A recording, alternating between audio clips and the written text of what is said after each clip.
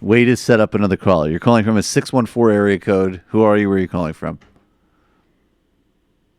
Hi, my name is Dan Ceballos. I'm from Columbus, Ohio. Hey, what's going on?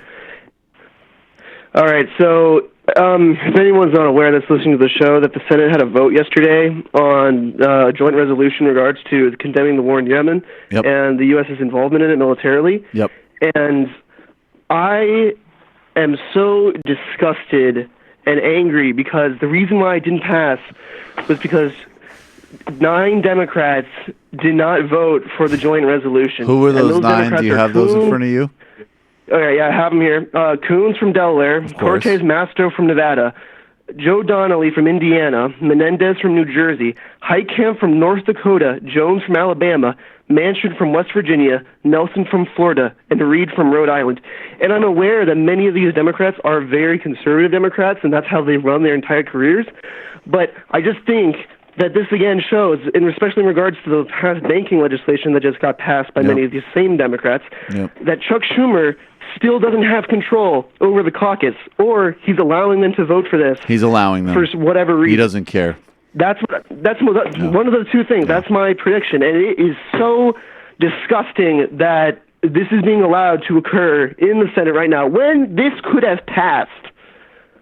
I'm sorry. I'm just I agree with you. About this. It's fucking disgusting. We'll talk about it more tomorrow for sure. I agree with you completely. It's disgusting. It's crime.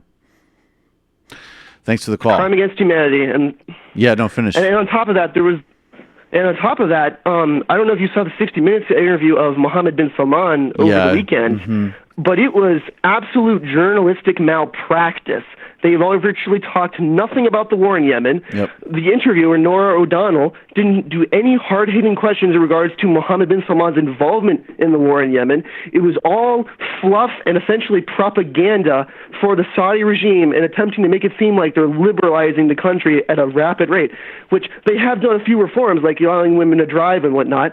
But other than that, the Saudi regime is still extremely hypocritical in its criticisms of Iran, a country I would argue is slightly more democratic than Saudi Arabia. No, Iran is not slightly. Iran is significantly more democratic than Saudi Arabia. Yeah, no, significantly. It's not even remotely comparable. It is so.